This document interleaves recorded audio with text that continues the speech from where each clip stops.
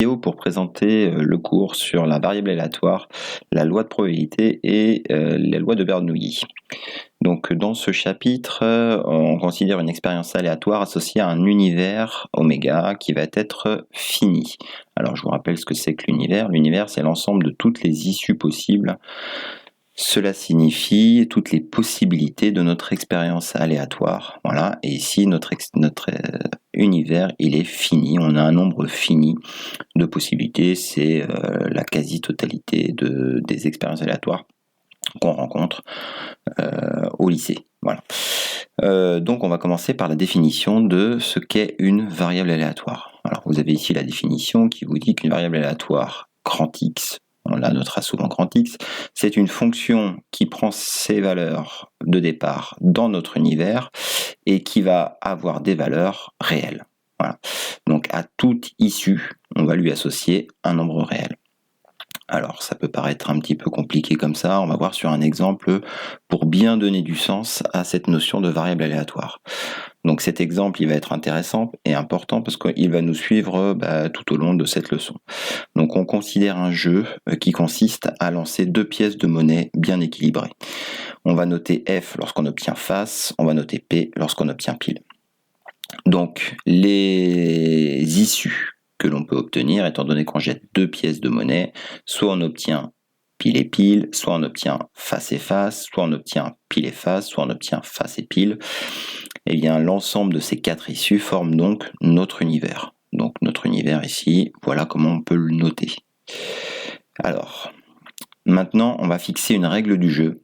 Et grâce à cette règle du jeu, on va pouvoir définir une variable aléatoire. Donc la règle du jeu que l'on fixe, c'est la suivante. À chaque fois qu'on obtient un pile, on va gagner 3 €.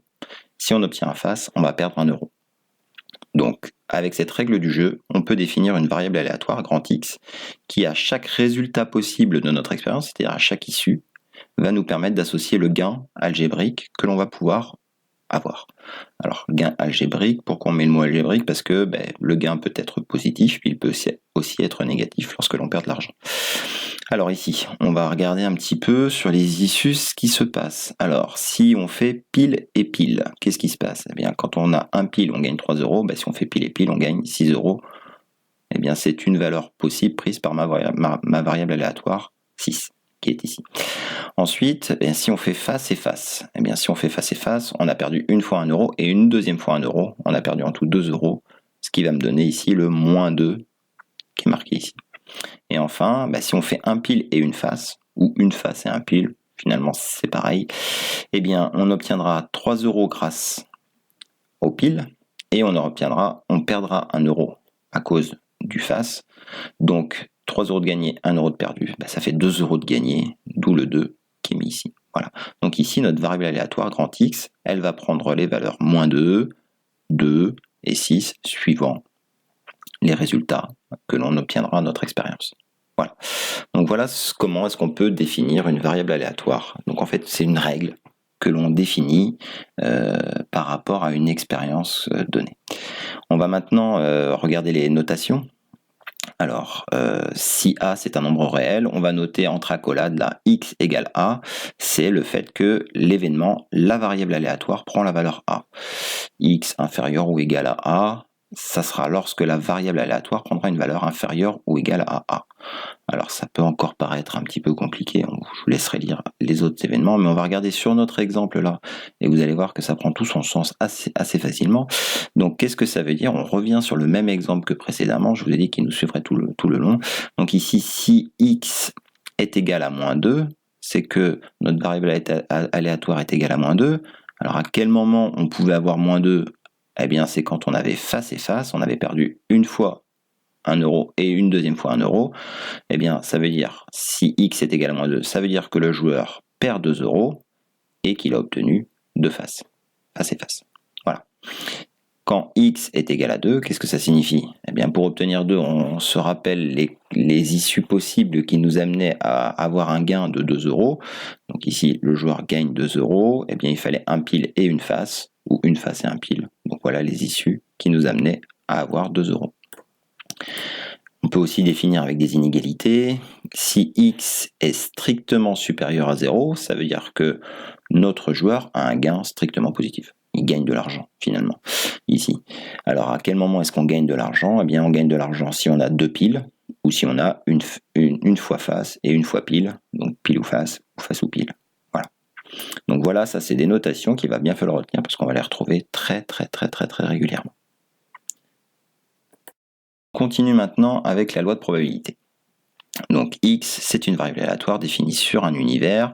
Définir la loi de probabilité de x, c'est associer à chacune des valeurs prises par x sa probabilité. Donc à chaque fois que x1, x2, xn seront les valeurs prises par notre variable aléatoire, on lui associera la probabilité que x1 se réalise, que x2 se réalise, enfin que notre variable aléatoire soit égale à x1, que notre variable aléatoire soit égale à x2, etc., etc. La représentation, ça va être tout le temps sous la forme d'un tableau où sur la première ligne, on mettra les valeurs prises par notre variable aléatoire et sur la deuxième ligne, la probabilité qu'elles se réalisent, ces valeurs, qu'on les obtienne.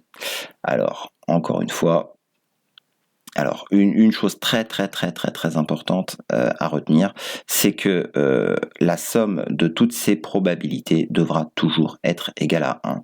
Donc à chaque fois qu'on additionnera toutes les cases dans notre tableau, eh bien on devra obtenir 1.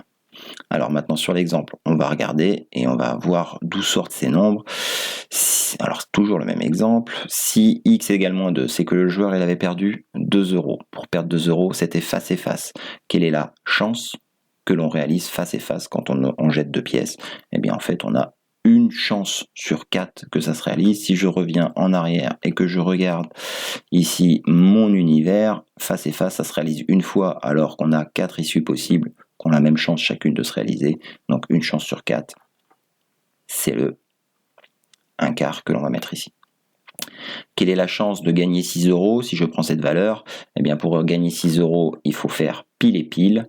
Eh bien de la même manière, pile et pile se réalise une fois sur les 4 issues possibles, une chance sur 4, 1/4.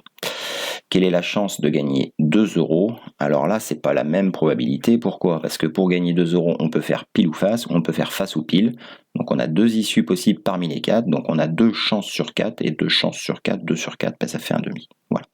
On regarde au passage que 1/4 plus un demi plus 1/4, ça fait bien le 1 qu'on doit trouver. Et à chaque fois qu'on rédigera un tableau comme ça, il faudra trouver, quand on les additionnera, 1. On termine avec la notion d'espérance. Alors la notion d'espérance, voilà sa formule. On va multiplier ici la valeur de prise par la variable aléatoire par la probabilité qu'elle se réalise à chaque fois et on additionnera tout ça. En fait, c'est une moyenne pondérée, tout simplement ici.